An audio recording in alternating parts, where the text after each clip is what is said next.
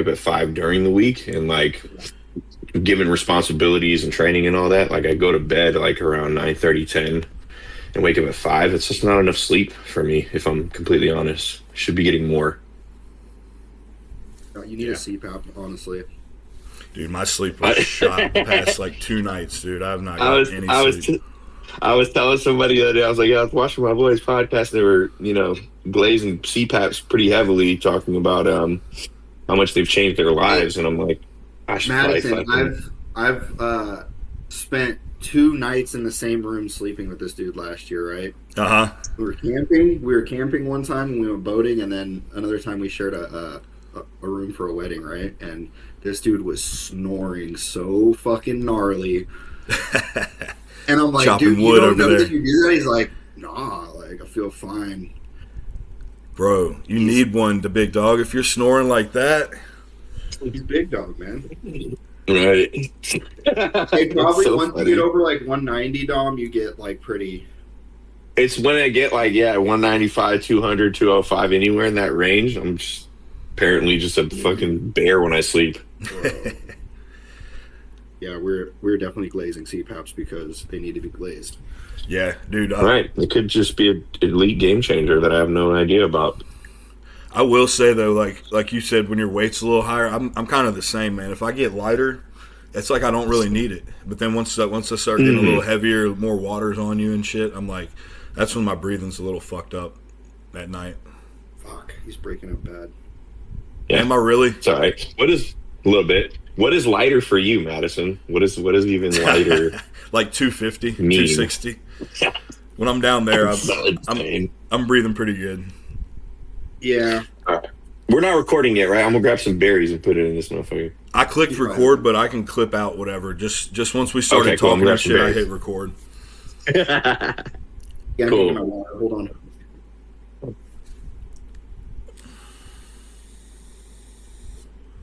Yeah. Frozen berries. That's the move right there. Gotta have them. Dude. It's funny because a lot of people don't believe me when I tell them that I've eaten the same thing for the past, 3 years or so for breakfast. Like, eat the same thing every day? Like, yeah. Makes it easy, man. Same thing.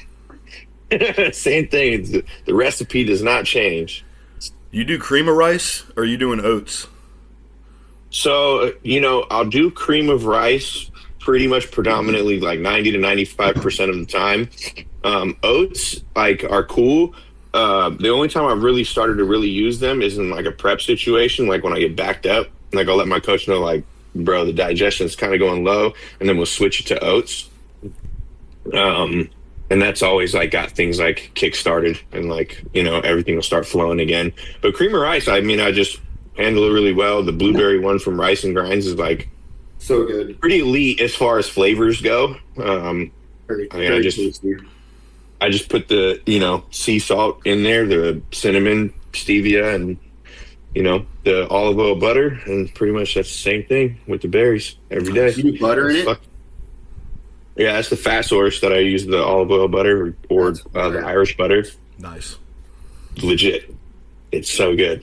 And then if you for a protein source, like if I'm going to do eggs, then I'll just do less butter. You know what I mean? Nice. I just usually do eggs. Right. Eggs, chicken, and then cream of rice. My fat source for breakfast, I just do some whole eggs. You know what I was trying for my meal one recently is grits. Dude, I like grits, man. I do those occasionally for breakfast. Yeah. What brand of grits? When you say, I've noticed you've been saying grits, but what are you actually eating? Hold on, it's right here. What's the Yeah, show me. Sean always has the great finds on like different grocery outlet, just gems. No, I don't know. I knew it was going to be a different brand than I'd ever heard of. Albert's. Just quick grits, enriched hominy. It's probably got crap in it, right? It's fire, or it's not tolerable? The best. It's kind of got like a gritty, almost metallic taste to it from the hominy, the corn. I'll take it. Yeah. But it's kind of voluminous. Like it's kind of a lot of bang for your buck like oats. Do you? So yeah, if macros wise, it'll blow up to something nice. Yeah, and you can make it savory too, right? I was just gonna ask you. Do you go like savory with it, or you put like sweetener in it? I normally do like sweetener and like syrup. I just cook up some eggs and egg whites, put it over the top. Nice. With some seasonings. It's pretty solid. Honestly, just light salt. Like, I'm pretty basic. Yeah. But I'm sure once I start getting hungrier, I'll get way more creative. Yeah, Definitely. I saw the physique update this morning. I was not surprised at like how quickly like your body just kind of will let the fat fall off for sure. I was relieved, yeah. I knew that it would. You know what I mean? Fucking Retta, bro. Right. Hey, taking a break from it is like the best thing I ever did, Madison, because that shit is hitting me hard. What are you dosing it at right now?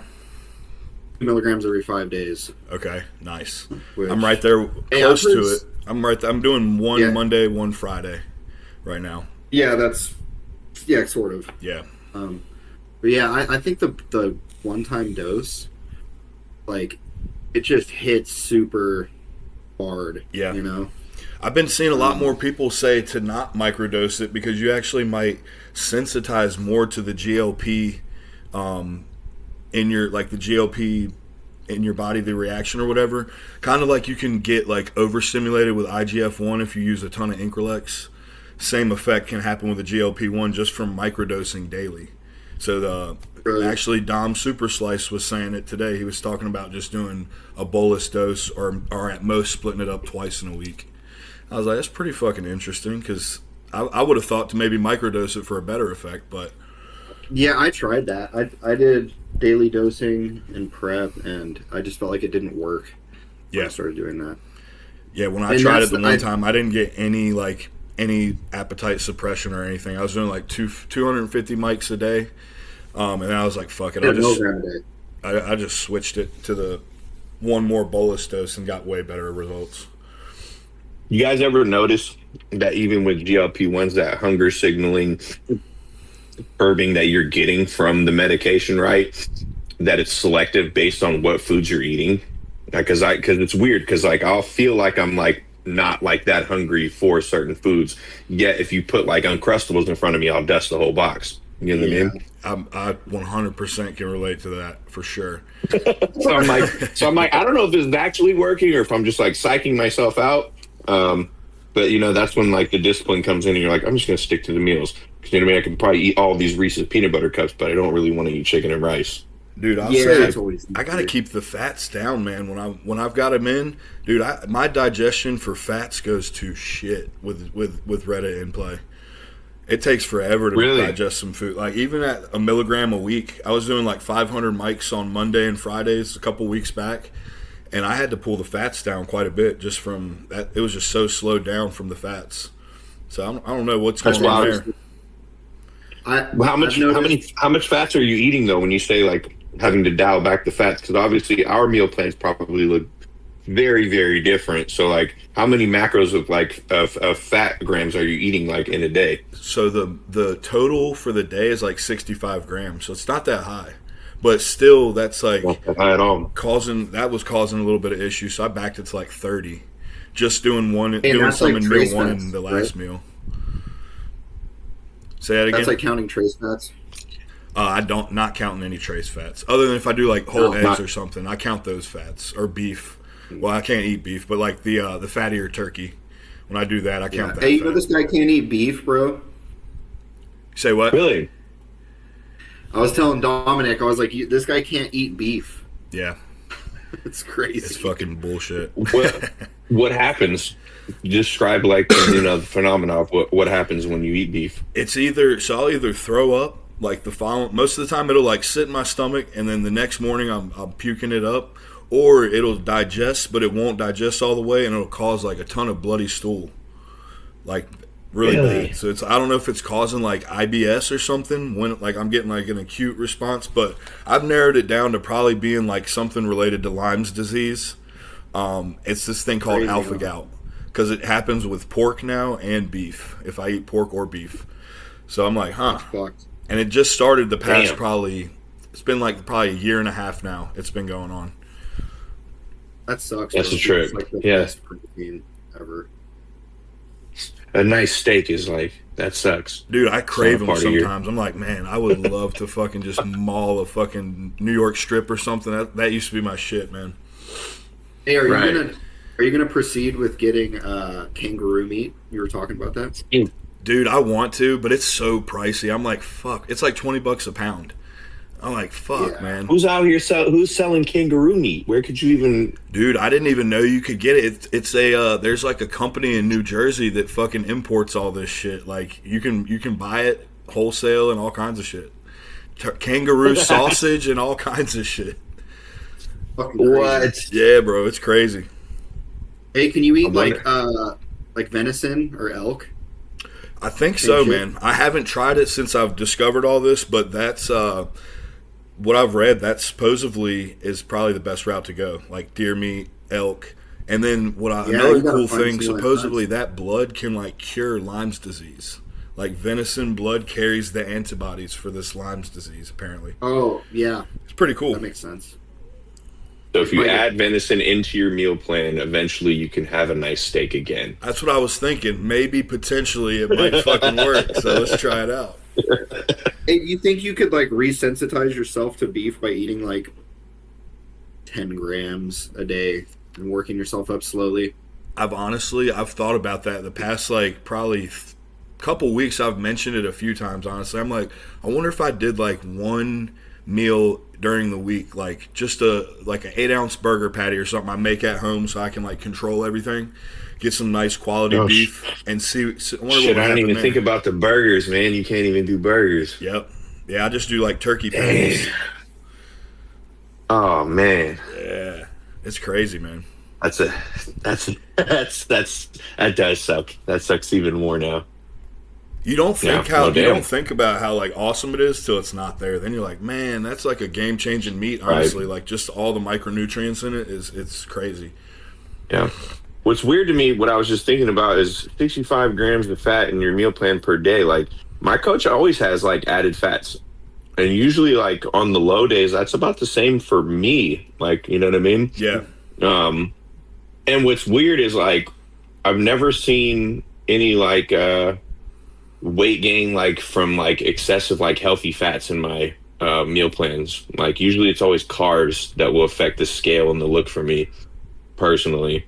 Like if you feed me like a little bit, like change my carbs a little bit, even go for like 40 more like on like the high day as opposed to the mod day, like the separation of carbs like between my low, mod, and high is not very big. Even on like high days it's only like 320 Yeah. grams of carbs, and I'll blow up from that. Like I'll get like if I were to consistently eat 320 grams of carbs like 3 to 4 days a week instead of mod days, I'll probably get to like 210 pretty quickly. That's crazy. That's wild.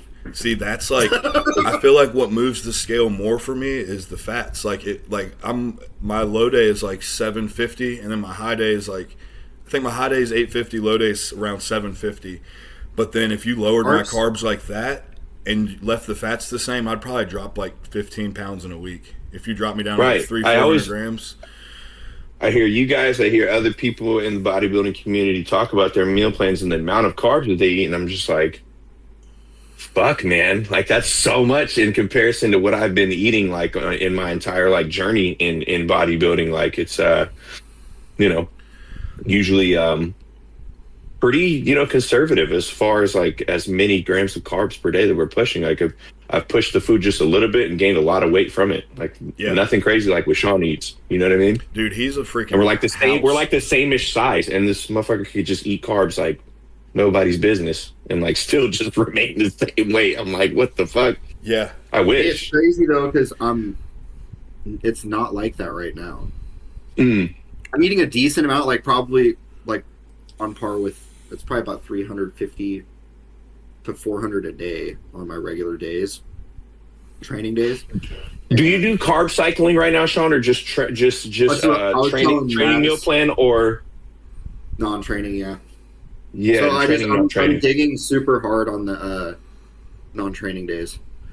Like I was Yeah. telling him, I did fasted cardio with all the peptides and shit this morning. Then I walked Chloe. Then I like cleaned the house, like all fasted for like 2-3 hours, and then just now I had a no carb meal. So Yeah, and that's where a lot of the progress is made, is in those, those fasted zones, whatever you're doing during those times.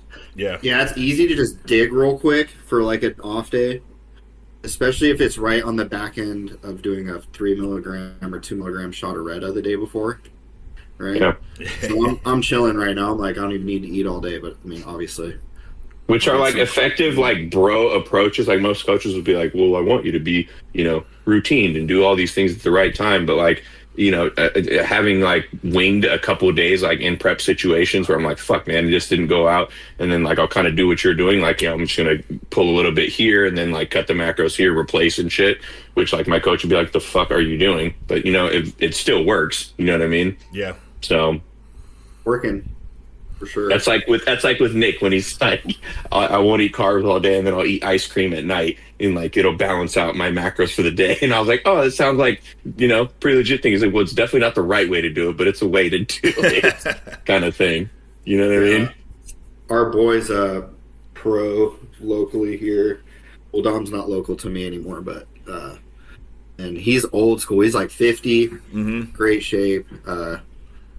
And yeah, he said one time, I think he was joking because every time we brought it up since, he's like kind of been like, well, bro, but like he really said he would just eat protein. I don't think he does it every time, like, or every day, but I think it's like just like a small hack that he does to like enjoy life or like enjoy an ice cream. Like that's the move that he'll do. Low key plan his day around his ice cream binge at night. Dude, if I told people the shit I was doing in prep, they would hate me, dude. They would fucking hate me. Same. I did like... Same. I was dumping table sugar on my food and shit. I did some... Bro, and I got peeled. I mean, I got peeled. People would never do that and think it would work, but it worked. Like, I did no protein and carbs for like 2 weeks, and I mean... Sugar fast. Yeah, I did a sugar fast, bro. And people... If anyone was like, do this, everyone would be like, you're fucking crazy. Like, you're not gonna get in shape that I've way. discussed the sugar fast... I've discussed the sugar fast experiment with some people, and it totally just blows their mind. They can't wrap their head around it. I did it once. Like at the suggestion of Sean, right? And like I felt like shit all day. It was like chasing carbs, kind of, and then I would crash, and I'm like, fuck, dude, I'm like tired. And then I eat, and I'm like, oh, I'm good again. And like an hour later, I'm like, oh, I'm fucked. And then like I just like was like, I'm gonna overload it with hella carbs and go train. And literally, the pump was like the sickest thing I had seen in like months. Yeah. I was like, holy shit. And then it all kind of like just gave me a second win, and then I like couldn't sleep until late that night. And I was pounding carbs, like juice so and sugar wired and on shit. it. You feel like you're cleaned up, but it's like a clean feeling. I don't even know how to explain Cleaned it. up. Yeah. And I lost like 2 pounds overnight after eating probably like 8,000 like calories in just sugar. Yeah. You know what I mean? It's weird. Dude. You would never think it works, but then it's like, it's crazy because you almost are turned off from the sweets. You're like, man, I just want some chicken. And you're actually still feeling a deficit. Even though you're blowing through calories, you still feel hungry and you still feel like shit. But you're just like supplementing to get through that next couple hours with. It felt like one of the more. It felt like one of the more difficult days in like a prep situation is literally what it felt like, that restrictive, because I couldn't eat X, Y, and Z because it's not just sugar. And I was like kind of getting frustrated with that. But the other thing that did happen was like it totally sped up my digestion. Like the amount of times that I pooped throughout that day was like ungodly. I was like, what is happening? You know what I mean? Like it like flushed you out, almost like a juice cleanse kind of thing that people do. Yeah, man. It's really weird. It's like your colon just freaking releases everything, and you feel so much better after that, though. Like just ready to digest anything. Right, and I was wondering if that played a big factor in the scale changing the next day, and it probably did. Yeah. Right. But yeah, it's pretty tough. Like I don't know that it was just like that it's something that could be sustainable. Sean's telling me he's doing it multiple days in a row. I did one day, and I was like, can't do that shit. I can't do that shit again today. Yeah. I found after like 3 days, you start actually you actually go really, really flat because you don't have any nitrogen anymore. So you're not retaining any nitrogen in the tissue. So it's like another factor that really plays a role in being full. You wouldn't think about because you just think about glycogen only. But when that nitrogen's not there, you got like it's like you can get a pump, but it's weird. I don't know how to explain it. It's like very short lived. Like you can just inflate the muscle while you're doing a set, and then it just dissipates back.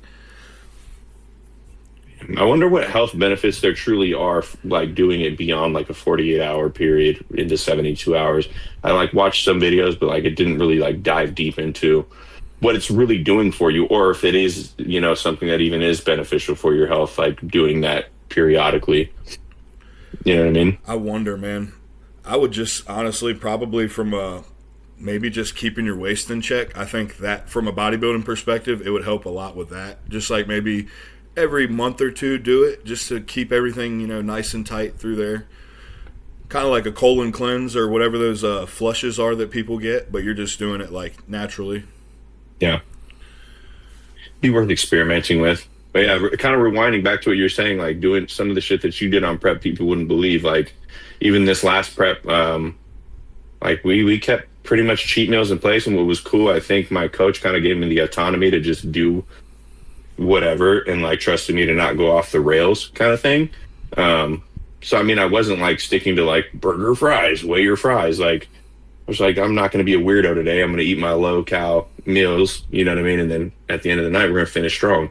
You know what I mean? Like, we're going to finish strong and it's going to be fine. And every week we would just still see progress and be like super full Monday and like kind of carry through the week. And then you would just see it all fall off by the time the next check-in came at the end of the week. Like we're down 1.5 pounds, you know what I mean? Again. Sean was saying you did like you were doing like crumbles and burgers and fries here and there and every week and all the way through pretty much. 4 weeks out, I had pancakes and French toast in the morning with a nice like scrambled. I'm sure there was a shitload of saturated fat in that meal. And then I ate the rest of my low meals for like 2, 3, 4, and then 5. I ate burger, fries, and like a crumble cookie and a half. Nice. Didn't really, you know what I mean? It's not like that big a deal. I mean, the way I explain it to a lot of people who aren't familiar with like the things that we do, it's more like, if you're eating 5 to 6 meals a day, it's anywhere from 35 to 42 meals in a week, right? And if you're doing it right and timing your cheat meal, like a cheat day is not a real fucking thing. It's like pretty much like you're refeeding your body. I don't know how much it has to do with metabolism spiking or insulin sensitivity or just like a mental break really. But I mean, one of those 42 meals is bad. Like do the math on that. You're not really going to like impede your progress on what you're doing on a week to week basis. Yeah. So it's like such a drop in the bucket. You do enough on your, off days and other days. Yeah, for sure. Right. Hey, I can see. I mean, I could blow a week's progress on a cheat meal. I don't know about you guys. Depending on where we go, if we go to the buffet, I might be able to fuck it up pretty quick. Yeah. I use some discretion, obviously, because I know that like I'm like going to a national show, right? But I mean, I would implement the cookie, like you know what I mean. Like that was the highlight of the meal, right? Like that's the fucking. I need my $5 crumble cookie. You know what I mean? And then 2 weeks out, we stopped doing that shit, and I was like, well, let's really like focus and like bring the best package that we can. And then I just did like the prescribed cheat meal from Coach, and then I think we pulled the cheat meal. We didn't do 2 weeks out. I think it was 2 weeks out and 1 week out. We pulled the cheat meals. And then we just did like a slight refeed with just an increase in macros. Like we didn't do anything really dirty the last 2 weeks. And we fucking dialed it in, man. We dialed it in something nice. So I was pretty happy, like really, truly happy with the look that I brought to that last, show.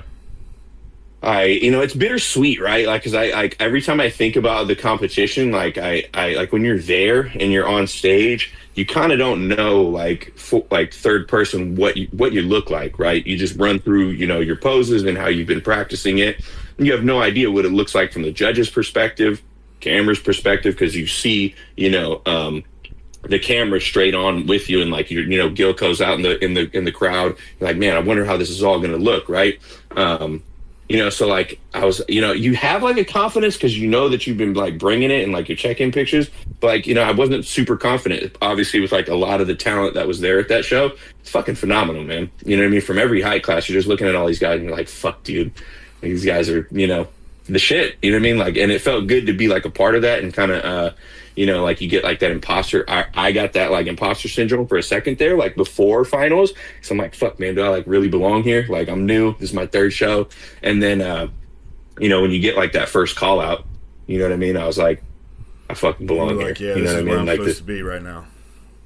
Right. Yeah. And I was like, all right, it was really validating. And then honestly, like in hindsight, the more that I've thought about it, because like after prejudging, my coach was like, you're in the running, you know, you're dead center and this and that. And like now that I think about it, I was like, I like was counting the guys. And even when I was in, you know, the first call, I was like, I feel like I'm in third.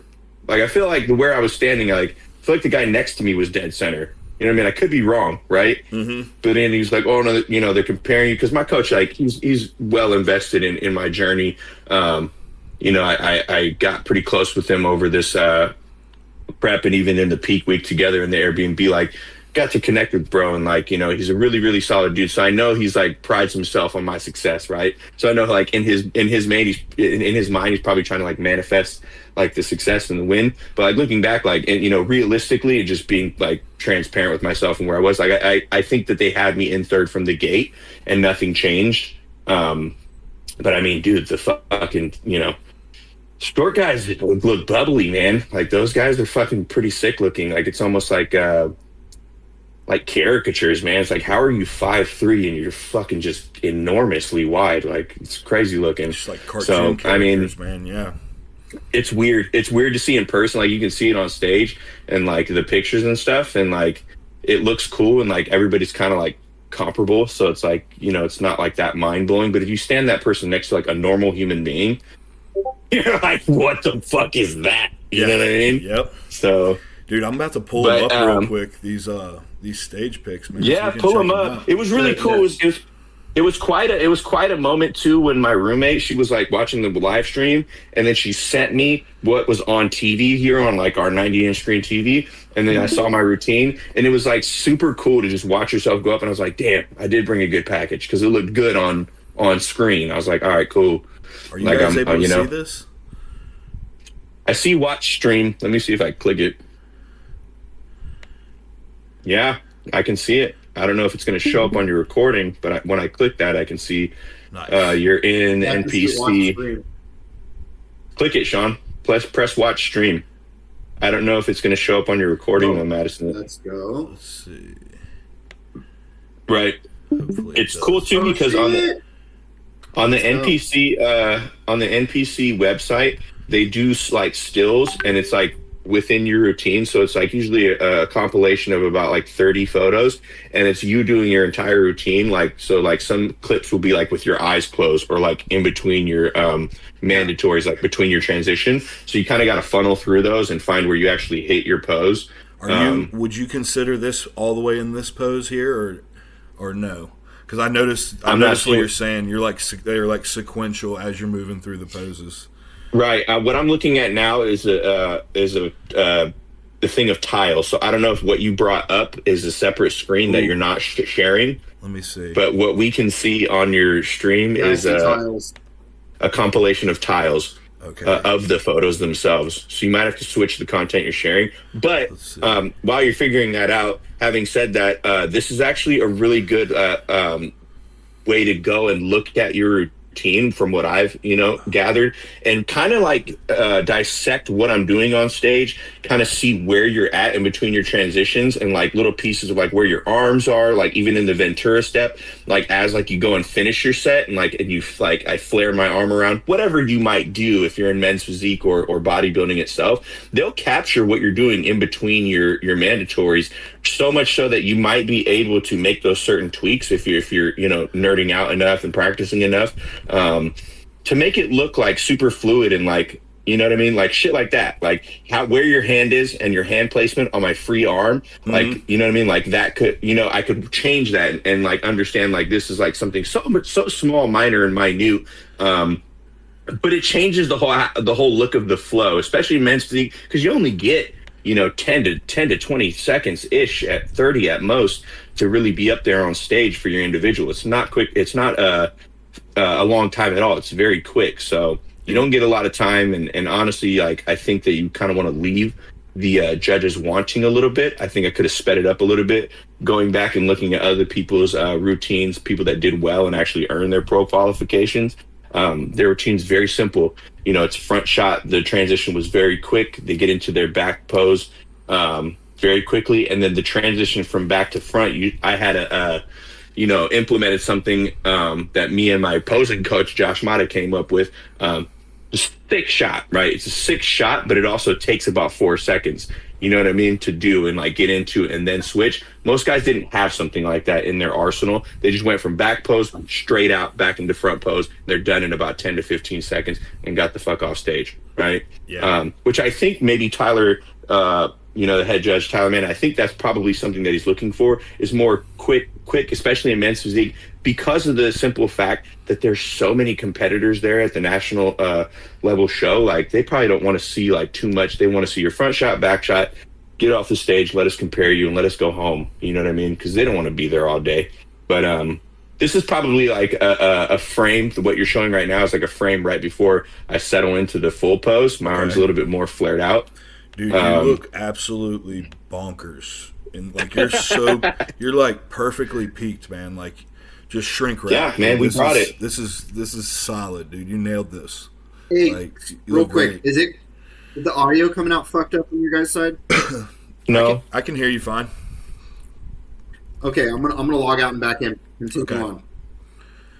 Yeah, so I mean, like I was saying, Madison, like I feel like we just nailed the peak, like really, really well. Even like the carb up, like, because I told my coach before, because the previous show we weren't like super aggressive with the carbs, but we ate a good amount. And then also, like, not at the recommendation of my coach, I kind of went a little bit overboard backstage, right? I was fucking hungry. Yeah. You know what I mean? Yeah, you're burning through them too at show day. Like, you're so hyped, man. Your metabolism, it feels like, spins up and stuff. So that was in April, and if you were to like bring up my like April stage photos, like there's a lot less separation in the abs, the obliques, and like if you see like the separation from my lat to like the upper rib, like underneath the pec right there, you still see those like second like row of ribs right there. Yeah, that's when we kind of knew we were like, fuck, this is a new level of conditioning for us. Yeah, dude, and we maintained it, and like that oblique to like lat separation there, like that huge. You just got a huge divot right there. Like, you could swipe a credit card through that. That looks insane, dude. That's dope. It was really good. It was pretty gratifying, like, to know that, like, this is like the type of conditioning that we can achieve.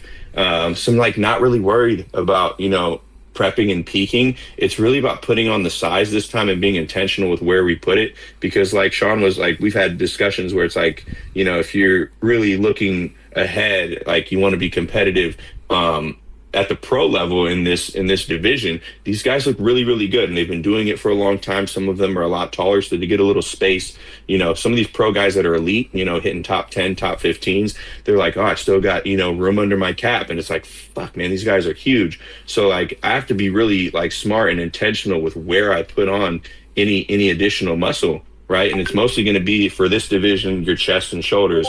If I'm looking at this picture of this physique, it's going to be more shoulders, more chest. The back is pretty good. I think I could use like a little bit more thickness. Also, if you look at this stage shot, like something I wanted to touch on in the back pose was me and my posing coach, we had practiced dialing in the back pose 4 months, right? And like I had it down and I had the way that I posed it, and I kind of got psyched out by the tanning lady in the morning. She was like, oh, you're posing me like your back, like do this. And she gave me a bunch of cues in my head and they all stuck.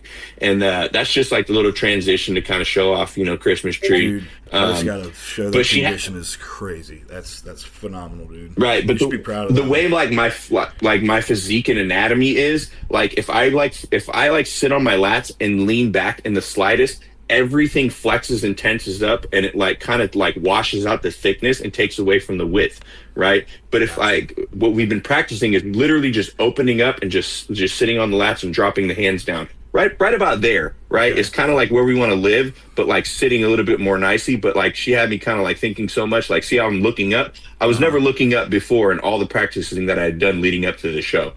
So mind you that. So it kind of got in my head a little bit. Not a big deal. I don't think it would have made or break like a placing.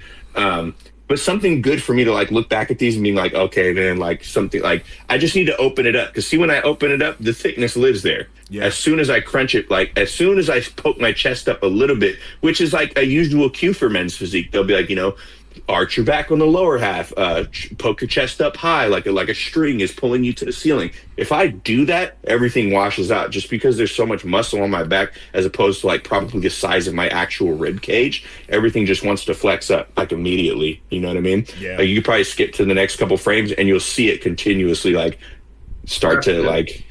That's a right. nice there. Yeah, that's probably where it should live. See, I'm looking forward too. That's probably right. Yeah, You're just standing straight on. Just standing straight on. Not leaning at all. Lean. Yeah, I think that really that little cue, man, that changes that pose totally for you, man. That's crazy. Mm-hmm. Yeah. So, it's like I can continue to train my back. I don't have to go like full Sam Sulek. See how I'm starting to like flare like press it together a little bit more and the thickness kind of washes out a little bit on the lower half. Yeah. You notice that? Yeah, that's like it's a little thing, but it goes a long way, especially in lineups, right? Because if you're lined up next to a guy who's posing his back really well and his thickness is like showing through, it's really easy to overlook your physique as a total and just be like, this guy has him on back because like the thickness is so prominent, right? It can, maybe affect your placing, especially on the pro level because everyone's so close, right? Yeah. So, it's kind of a blessing, it's kind of a blessing in a way, right? Because the plan wouldn't have changed. Like, say hypothetically, like I would have earned a pro qualification. The next show that I do, I'm going against studs regardless, right? And the plan wouldn't have changed. I still have to grow. You know what I mean? Like, you still have to grow to be competitive in that league against those guys who are seasoned professionals, who are Olympian, qualified, competitors like years and years in a row, or just get bigger and come back and try to get your, pro qualification on this level. And then you get another, however many months of progressive phases you want to implement before your pro debut. Right. So it's like, it's not that big of a deal. You know what I mean? That you didn't get your quote pro qualifications. This is what I tell myself. Right. But, it was a really good like litmus test on like, what I can do as far as like a prep situation, how good we can bring in the conditioning. And I think the big focus right now is like really being intentional with like how we're feeding like my body and what we're training and how often, volume. And then it gets down to stuff like, what you guys were chatting about with that gentleman, I can't remember his name, giant dude with the headphones. He's got a podcast. He was talking about little things as far as like cues for his hack squat and how he's like stressing the negatives and like, the amount of volume that he does on certain sets and the time between them to really trigger growth for him, right? Because that's what works for him. And the amount of food that you push with it, like, that's where it gets fun for me. Like, because like a lot of people who do like bodybuilding, as like I want to prove it to myself or I want to like do a show, like it's super cool, but it's really hard for them because like the process of it all seems like a task, almost like a chore. And like when we get down to that nitty gritty shit and like we're in the gym and like really trying to focus on training and like left to my own devices, like that's the shit that like really brings me joy. Like if I'm in the gym and I'm like hitting certain amounts of volume and like in between sets and I know that I like did better than last time on whatever training day it might be, like that shit gives me the most gratification. Like all the end shit is like a byproduct, right?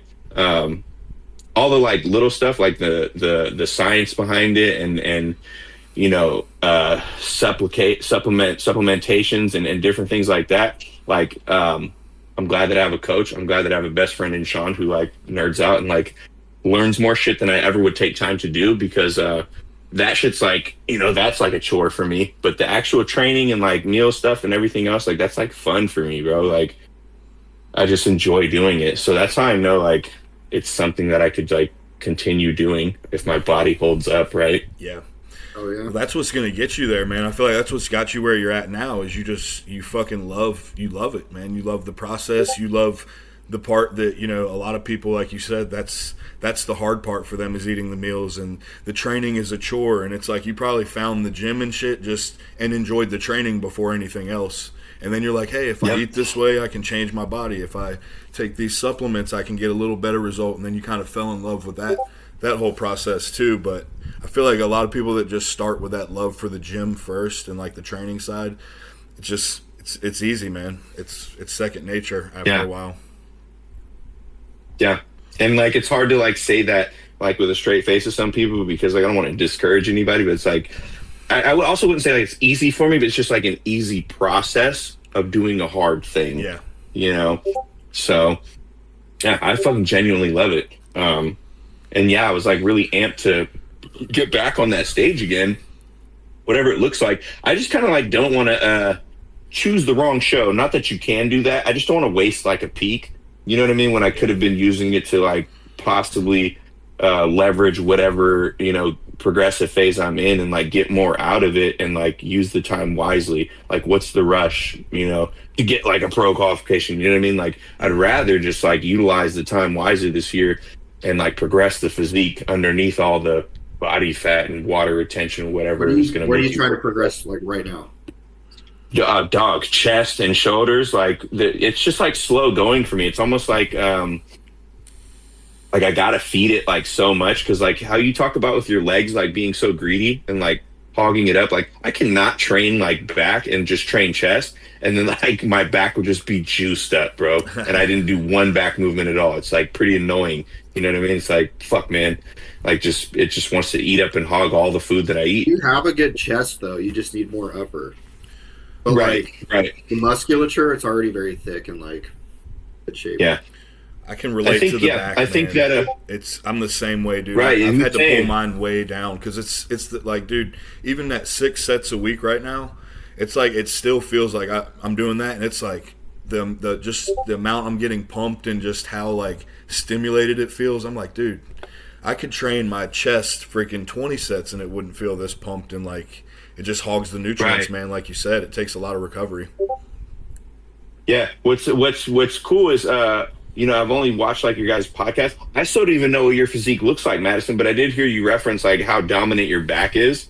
So I was like, fuck, where do I find this guy? And like, look at all his fucking photos and stage photos and stuff. Sean was saying like, how big you are. I was like, that's a giant person. Dude, I'm about to, I think I had him up. I'm about to show him to you real quick. I think I had pull him those up. too. We'd like to see some Madison physique. Yeah, let's talk about your fucking trend protocol right now. What are you taking? Dude, for this show, There you go. Watch stream. Let me pull this up. Zeke update, cycle update. Right now, yeah, that is a giant back. I'm on 1260 test and 700 EQ. That's the current.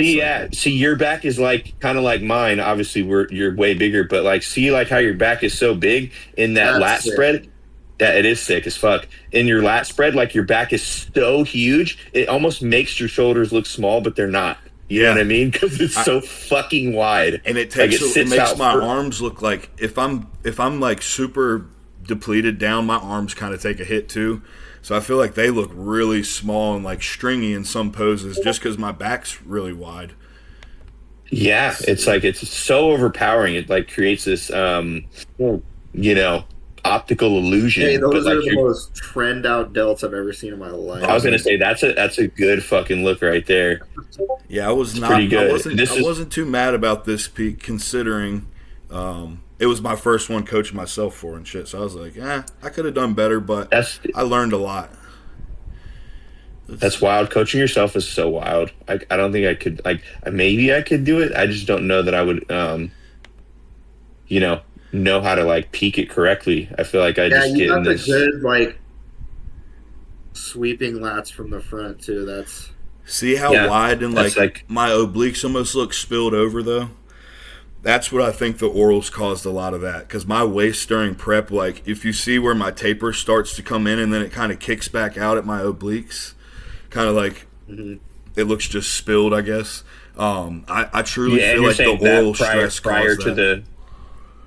Prior to the carb up and implementing more orals in peak week, is that what you're saying? I think the orals, just from the digestive distress, I think it was just causing me to like hold like midsection water or something. I don't know what exactly it was, but like That's 2 or that 3 weeks 200 wins before. goal, bro. Yeah, it honestly probably was because like 2 weeks before my waist was so much smaller, and I wasn't doing any orals at that point. And then I threw them in, and everything else was looking fuller and drier and harder. But then my waist took quite a hit as far as size wise. Right. So, out of curiosity, what was the oral protocol going into peak week and throughout peak week for something like this? Okay. For you, obviously, for anybody watching, is do not do this because you're not that big. So, but go on. So it was. Let's see. Let me get back in the stream real quick with y'all. There we go. What happened? All right. Let's see. Go back to full screen. So for that, I did. Let's see. At the 6-week out mark, I started with 50 Winstraw a day, and then I pulled that out at like the 3-week out mark because of what I was just saying. I started noticing the waist was widening a little bit. So I was like, all right, let me pull this. And I basically just increased the trend because I tolerate the trend pretty well. So I increased the trend, pulled the orals out, and I figured I'd reintroduce them at like the 3-week out or the 2-week out mark. And then, so 3 weeks out, I felt pretty good. Digestion was good. I put them back in, put the Winstraw in at 50, started Halo at 10. And then, what else was in there? Oh, and then I had Proviron at 100 every day. So that started there, and then, let's see, 2 weeks out, I started with 100 Winstraw, and then it went up to 20 Halo, and then the Proviron stayed at 100, and then a week out, it was 200 Winstraw, 40 Halo, 150 Proviron, and then that was it on the orals, I believe. That's it. So here's the question too. Follow-up question. So when you're doing these protocols, what's the dose of the protocol? Are you doing them like twice a day, splitting them up in AM, PM, or is it all pre-workout? Is it all AM? Like how would you go about doing that? So with the Winstraw, when it was at 50, I was doing 25. Then when it got to 100, I would just do like 50 AM, 50 PM. And then I would do the Halo. I would use that pre-workout, like bolus dose pre-workout. And then when it got into peak week, it was I would do the Proviron all at once because that's got like a really long half-life. So I wasn't too worried about the timing of that. That was just in the morning every day. But you ever taken Proviron? Huh? I was asking if he's ever taken it. Sorry for interrupting. Oh, you're good. IBN. Then the peak week, it was 100 Winstraw in the morning, 100 in the evening with 20 Halo, 20 Halo, like split with both doses. And then before the stage, I took everything all at once. Yo. Oh, shit. All right, cool. Yeah, that's a big boy stack. Okay. Yeah, no. To answer your question, Sean, there's a lot of supplements that I've never even dabbled with, if I'm completely honest. It's pretty much, the same, like, not necessarily cookie cutter, but, tried and true supplementation that you would use in a prep situation, especially for something like men's physique.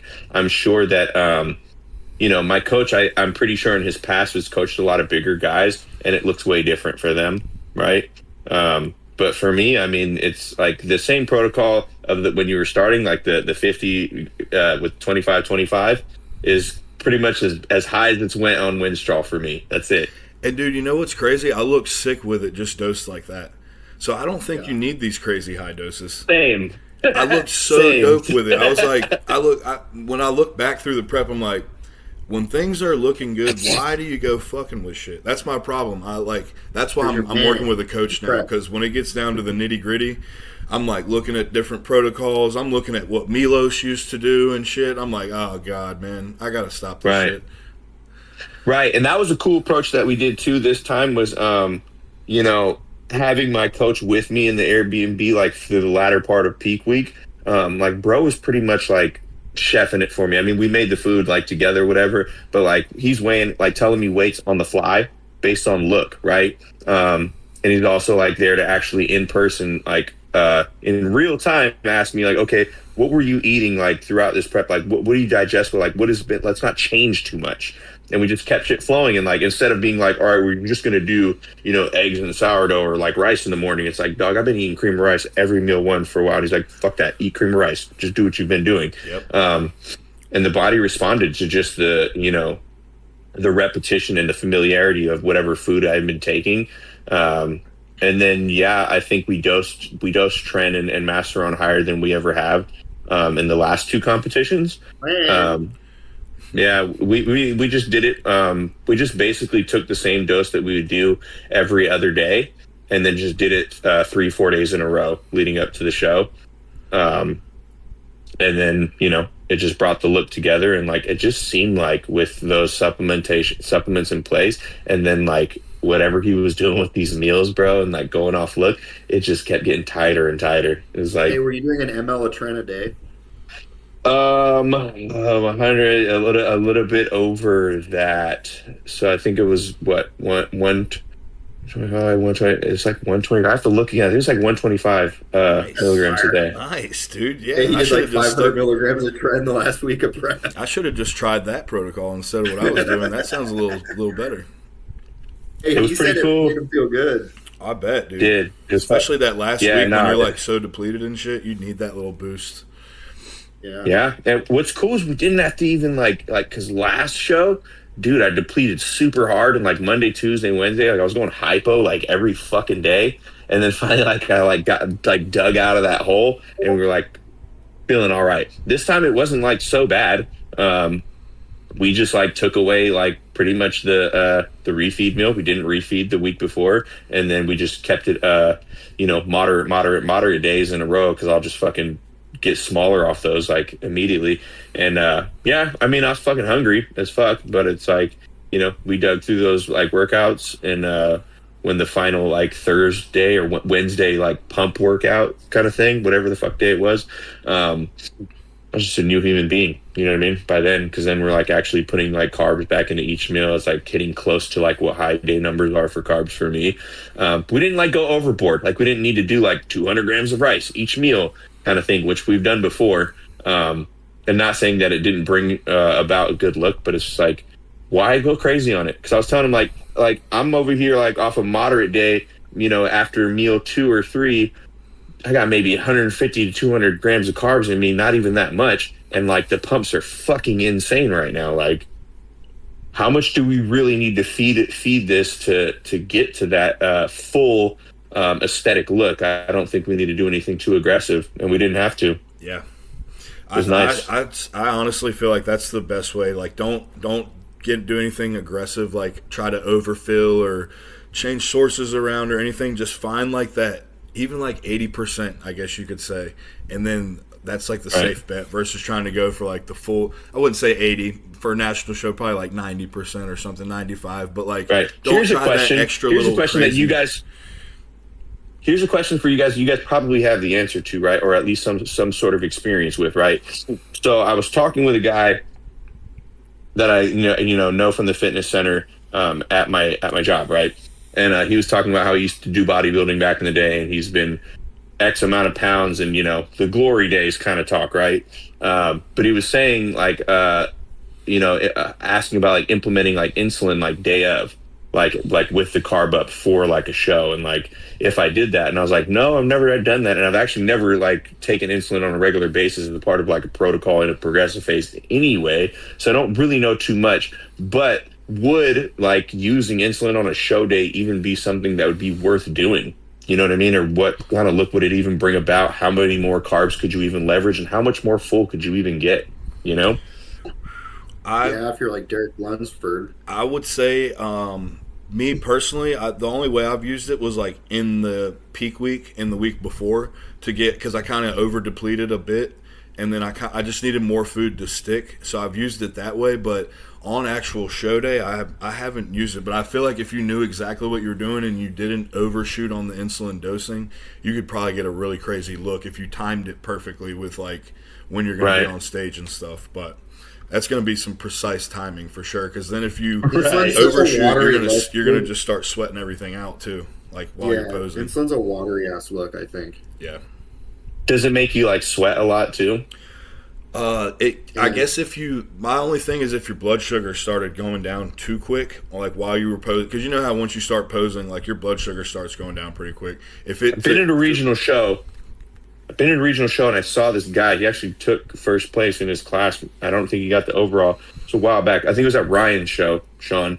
And it was a heavyweight, a bodybuilding, and bro was sweating so profusely while hitting his poses in the finals.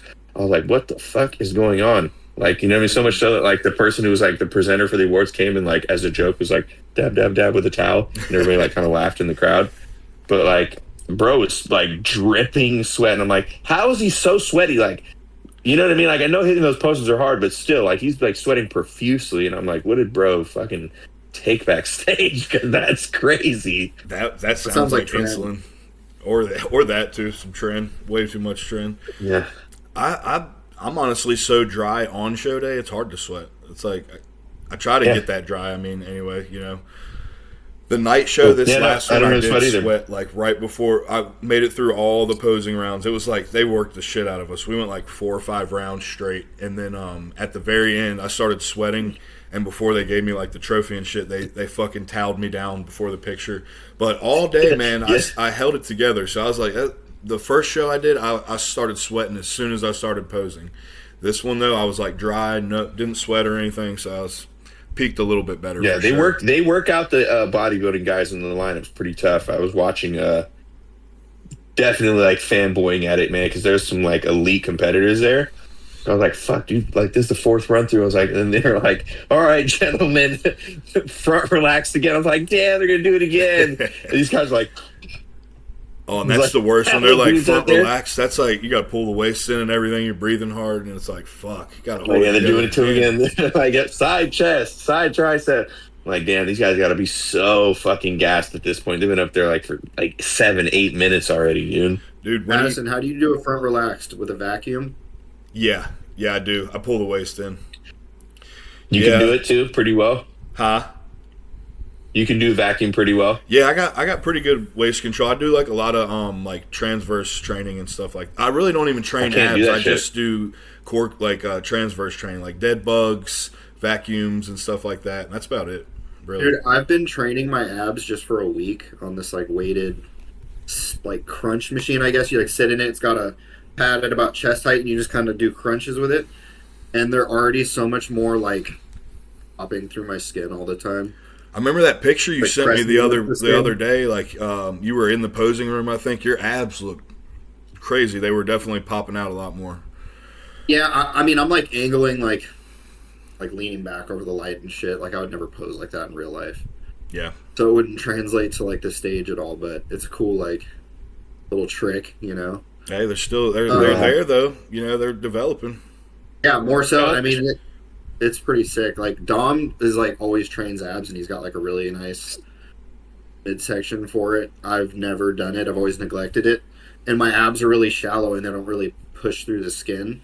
I probably need to train mine more, especially if you train yours and your midsection's looking like that. That's probably something like I should definitely adapt because that's one thing, dude. It's like ties the whole physique together. If the midsection's looking off, I don't care how sick your back or your arms or your legs look. It just doesn't quite tie together if the abs are off. I agree. I will say that Sean's usually pretty modest about his midsection, and knowing him from like the beginning to now, it's like greatly like it increased as far as like definition, separation, all those things with like minimal training because like he said, he doesn't do it that often. But like when he does, like it shows through. You know what I mean? Yeah. And it's probably just all the squatting he's done and like the different stuff like core engagement that's probably gave him some results. But direct ab work is so effective though. I'm like so stupid for not doing it. And now that I'm cutting, of course I'm like, oh, I'm going to do it. But like just doing fasted cardio every day, 7 days a week, and then getting like 3-4 sets, hard sets of it. That doesn't take much. That's the cool thing is that I try to tell people, even with like core work, like it doesn't take much. Like you got to throw like the kitchen sink at it. Like just do it consistently. I'm keeping that in after every workout from here on out, like into the reverse of this diet whenever it ends, because I like it. I should do it in the off. I do it like you said in prep. I'm very mindful of it. I'm like training them directly and shit. I need to do it while I'm putting on size and actually build them a little bit. Get Have a you little ever more tried blocky. an ab wheel? Yes, dude, I got one of those. Those are dope too. They suck. Oh my god, very difficult. I can do the ab wheel from my feet, like standing up. Oh shit. I believe that. Honestly, that's. Yeah. I seen one guy that's do that pretty in prison impressive. on the yard, and I thought that was crazy. Yeah, I could probably do like 8 to 10 like that on the first go around from my feet, and maybe like 5 to 6 the second time, and then the last one I got like maybe 3. I'm like, all right, I'm done. That's That's impressive. crazy. That's some fucking core strength right there, dude. Yeah, I saw a guy do it a couple years ago, and then I like tried it. I was like, oh shit, I can do it. Yeah, I have an observation I was thinking about, something on myself. That have to do with abs, but like midsection in general. And usually when I like diet for a day or two, like let's say I do like a super low day or I fast for 18 hours or something. Once all the food has like digested that's been eaten, I can pretty much like pull a vacuum pretty deeply. But now I'm like starving, you know what I mean, on like the low days, and I can't pull it very deep like I used to like last year this time, right? And I want to say that's visceral fat, bro, because I'm definitely leaner than I was, you know, this time last year and able to do it. So I don't know, dude. It's weird, but we'll see. Like if my body weight goes down and like my look sort of stays the same, or Do you think something your potentially your stomach just hasn't like flushed everything out still? Like or does it literally feel like your stomach's empty, but there's like still something impeding it? yeah, exactly. Huh? It's Yeah. crazy. Yeah.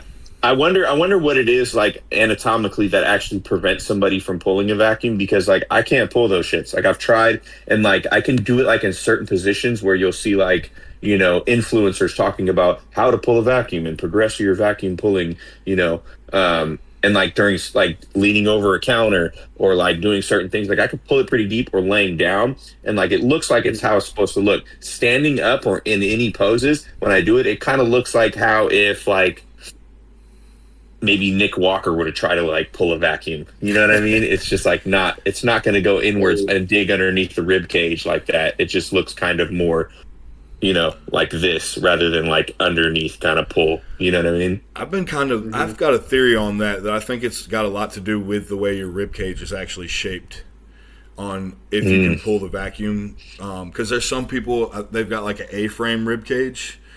And then there's some people that's just their ribs kind of just flare and go across, like straight across. And I feel like if you've got that A-frame type of rib cage, it's a lot harder to actually pull the vacuum the way your abs are developed. Yeah, and she don't like to go in. Yeah, I don't know but like your abs are insane though. You've got a great midsection, so that I've noticed that too. Like the people that can't do the vacuum, they've got sick abs and obliques and shit though. So it's like, I'd probably rather have that than the vacuum, to be honest. Yeah, right. It's good. It's a good trade-off. It matters. Yeah. It matters, bro. Do you have diastasis, Madison? Like where you're split? No, but I've got like a tiny hernia. Right up, like a little hernia. Did you say hernia? Is that what you said? Yeah. Yeah. Yeah, it's like right. Same. It's not quite where it's right below my sternum, like right below the first top ab. Right between there, I've got just a tiny little one that pokes through.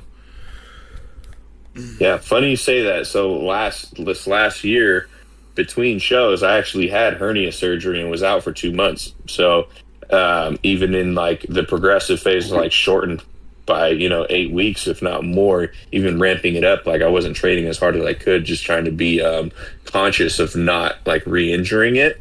But what had happened was like post show in April, I kind of went pretty overboard as far as like the food after the show, and then I took a flight the very next day, 5 hours to Dallas, Fort Worth, and like I was like feeling super like bloated like after that flight, like almost like the cabin pressure like combined with the food intake, everything, and like I was like trying to drink water, but like it was just running through me. Felt like shit during that layover, and then I flew to Manhattan, to JFK, and then I got into Manhattan, and it like doubled like as an intensity, and I was like super bloated, and like my hands were kind of like swelling up, and like my ankles and wrists were like almost like edema, kind of like type of thing. Yeah. I was like gout looking. And I was like, holy fuck, man, what is happening to me? And I was like trying to like overhydrate, like pouring like some salt into like, 12 ounces of water, downing that, and then drinking more water. And like no matter what I do, I just pee it out. And my entire tongue was just like solid white. So dehydrated and like so bloated. And like the days like following, like that Monday, Tuesday, Wednesday, like it was just getting fucking worse, dude. And then like I was going out to eat with like a couple of colleagues, and it was like getting worse, and my stomach just kept like literally, like I had abs a few days ago, and it was just washed out and like swollen, like really, really bad. And I was like worried. And finally I was like, maybe I need to go like to the hospital.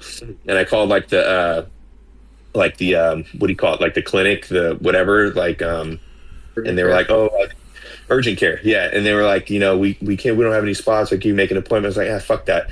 And I found like one of those like peptide clinics, and they were like, yeah, you can come in and get like a electrolyte bag, and like we'll get you rehydrated. And they gave me 2 bags. And like after that, like I just kind of like walked. I was like, I'm gonna walk this off. So I'm gonna walk to like South Manhattan and go get like something small to eat.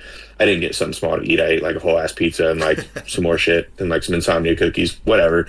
Walked it off, walked all the way back to Union Square, which is like a good couple miles. And then I went to sleep that night. I didn't eat anything later that night. And when I woke up the next day, I was like back to normal. Like you could see my abs and everything again, but my belly button was poking out like a ½ inch. I was like, what the fuck is that? Because like I've had a deep ass innie my entire life. So like it was like popping out, and I didn't think anything of it. And like maybe 4 or 5 weeks went by, maybe less, maybe like 3 or 4 weeks. And then finally I went to my doctor for my routine blood work and stuff. And like I'd notated like, yeah, I also have some belly button discomfort. And when he went and checked it out, he's like, oh, that's a hernia. And like he poked it and it hurt.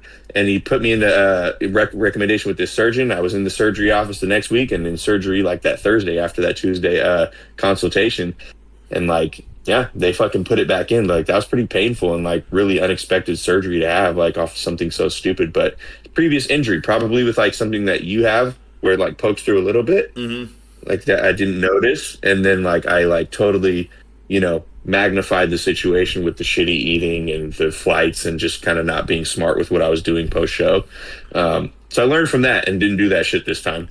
Like we're not gonna have that same bloating situation going on. That's crazy, man. Yeah, that's crazy. So do you have the mesh in there now to like put it back? It's like the mesh wire. Yeah, you can see like if you're familiar with like Jeremy Potvin, he actually I believe had like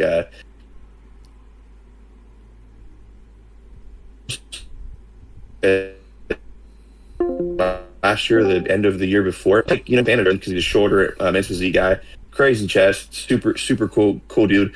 But he had the same type of surgery, obviously not to put a mesh in for a hernia. He had like obviously something else, but the same style of surgery where they go in three inserts, which I got the 3 scars just like he has. They go in there and they go underneath your abdomen and over your abdomen, place like a mesh, and then 3 spots where they go in, and like you're just kind of left with these 3 scars there, which I was like, man, that's gonna fucking look really ugly on stage. You can't even notice it. You know what I mean? Like if I didn't tell you, you wouldn't notice it. Yeah, I couldn't tell at all. Like any of your shots or anything. Had you told me you had a hernia, I would have never guessed. Yeah. So that also kind of gives me a lot of like confidence going into this year, and like the progressive phase. We're running a health phase right now. We're just going to keep things nice and moderate, probably just hang out around 185-ish to 190, somewhere around there. And then just grow out of that once everything looks good on, paper, blood work comes back good, which it usually does.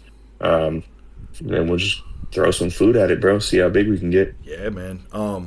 Dude, I wanted to ask you, so like when you're going into like your health phases and stuff, do you come all the way off? Do you TRT? Do you TRT plus? Like, how do you do that? So usually it's just 175 a week of just test with some sort of HCG. I've actually been experimenting with something called Kisspeptin recently as instead of HCG, because it's like will promote LH production without like also like affecting estrogen levels, right? And that's like been pretty beneficial. But yeah, it's just the basic TRT protocol that you would get from like a clinic, right? But I go through my actual primary doctor and like get my shit from CVS. And when I do my blood work, I give him blood work based on that protocol, right? Because like he knows what the fuck's going on, you know what I mean? Like, and I'm not going to go in there and give him like 4,000 nanograms per deciliter test levels, and you're like, what the fuck are you doing? You know what I mean? So we'll do that, and anywhere from 4 to 6 weeks, 8 weeks, if you really want to take a break and just like do it that way. I mean, you can do it for an extended period of time and just have the longevity and just like live like a normal person, but obviously doing what we do and trying to be competitive. Most guys don't want to take that long of a break, and if the blood work looks good, to just go right back into whatever progressive phase of whatever you're trying to do, right? You know what I mean? So as long as you got the good blood work, your liver, your kidneys, your heart's looking good, you don't have fucking viscous ass blood, like you should be good to fucking get after it, and also maintain that same responsible approach even in the higher levels of supplementation. Like that's when you should really just be like, I feel like it's always been like cool because I'm pretty consistent with what we do, and like really like am mindful of like the titration. My coach is like pretty conservative with stuff, and I've seen a lot of great results, so like I have a lot of like levers to pull, so to speak, right? Because like Sean was saying, like, have you ever taken Proviron? Have you taken that? There's a lot of stuff I have not even dabbled in. Yeah. Right. So like I wouldn't even know how my body would respond to half of these things because like I've never actually really tried them. I've never actually done like a consistent progressive phase, like implementing insulin and like overshooting the carbs for the reason of like trying to like localize muscle growth. It's some things we might try this year. We'll see. I'll talk to my coach. You know what I mean? But for now, I'm trying everything right now. For now, it's 175. Madison, it's I still have a little bit of growth hormone in place. Nothing crazy. Nice. When you start up, do you leverage mostly tests, or do you lean on anabolics more, or sprinkle a little anabolics, majority tests? How do you like to do it? Or your coach? When you say start it up again, you mean like into a progressive phase? Yeah, like when you're ready to ramp things up. So usually it'll start something that'll mimic like almost like a 1-to-1 ratio of like EQ and test. Okay. Is like where the starting line is. The orals can come into play like after like you kind of like let all that saturate. We might throw in like Anavar. That's kind of what we did last time. So I respond pretty well to that. And yeah, I mean, he suggested like Primo, things like that. I've never actually done like Tren at like a higher dosage. I do know that like towards the beginning of the last progressive phase. Yeah, towards the beginning of the last progressive phase, I did do you guys were talking about the 10 milligrams a day Tren protocol. Yeah. Like I did utilize that for like 3 to 4 weeks to kind of just kickstart shit. You know what I mean? Especially for the main fact that like I was kind of still injured, like a little bit, and not really going like 100% in the gym. And it kind of helped. It kind of like helped kicks things off, and then I kind of ditched it and just went like with the test EQ protocol with the Anavar, pretty much all the way through, just titrating up the doses as the months went on. Nice. Nothing crazy. That's about exactly how I like to do it, man. Start with 1-to-1 with test and EQ, and just titrate up as I can. I'll titrate up the test first, and then see what I can get away with on my estrogen, and then if I need to throw in more estrogen controlling compounds, I'll do that. But if I can get away with it, I just let it ride. Right. And what I've gathered from a lot of like bigger guys who in the bodybuilding scene, like, and who are doing progressive phase, what I notice is like they'll do the smart thing and get blood work like in the middle of their progressive phase, right? Just to see where their levels are at and how far they can take the titration up, and like the 1-to-1 becomes not so regular, because then you can like push one up farther than the other. Or sometimes for some guys I've noticed like they might do like a lower test dosage per week, or vice versa, whatever, because everyone is kind of different, you know what I mean, as far as like their E2 and where it goes when you start dropping shit in the mix, and like some other things affect guys a little bit differently. And like with the trend too, like I did like enjoy hearing you guys converse about how differently trend affects like just the three of you speaking about it, right? As opposed to like other people that I've met too as well. Like some people just fucks with, and like you, Madison, like I can handle that shit at high doses. Like I said, during that peak week, I felt like a fucking god, and I wasn't like freaking out. I wasn't like not sleeping. It wasn't like sweating or couldn't, all those things that people talk about, like that happens to them, that phenomena of all those side effects, like happening like within like 50 milligram changes of the dose per week. And it's like, you could throw as much as you want at me. I don't think I'm gonna like experience any of that shit. It's just weird. That's kind of how I am with it, man. I went into it like expecting all these negatives. Like, oh God, I was almost scared to even use it when it was put in my plan the first time. And then when I took it, I'm like, man, all these like negative connotations you hear about it, I'm not experiencing it. Like, I didn't have the trinsomnia. I wasn't like aggressive or anything. I felt, like positive almost, just in a good mood. Like, you get a little dopamine spike, I guess, from it. So, I'm extra chatty at the show, like talking it up with people and shit, in a good spirits. And I went into it thinking totally different, because I kind of ramped it up the highest I ever did too for this last show. So I was kind of bracing for side effects and never experienced it. I felt great. Right. Although, like, I will say on the flip side that, like, Sean has known me for a long time, and he knows, like, the kind of person I am. Pretty usually, like, nice guy. And he will say that he has seen me be a little bit more aggro, short fucking fuse at times when, taking trend, like, So, like, seeing someone like, in the third person, like, being able to notice small things in your behavior is, like, also helpful, too, because I'm sure it exists. In some way, shape, or form. But as far as like personally, like throughout my day, like on like a interpersonal, relationship with me and myself, like it's like not too much going on differently. You know what I mean? Yeah. I think reactions with other people might be a little bit different. I think I might have a little short fuse and like feel a little bit irritable as far as like I was telling Sean last time. I think I was experiencing a lower tolerance for just like stupidity or things I might perceive as being like annoying, and I'm just like, I got no time for it. You know what I mean? I'm just like, I'll just keep it moving. Yeah, your bullshit. That's about it. Shorter. Or just that's about it. Yeah, just that's about it.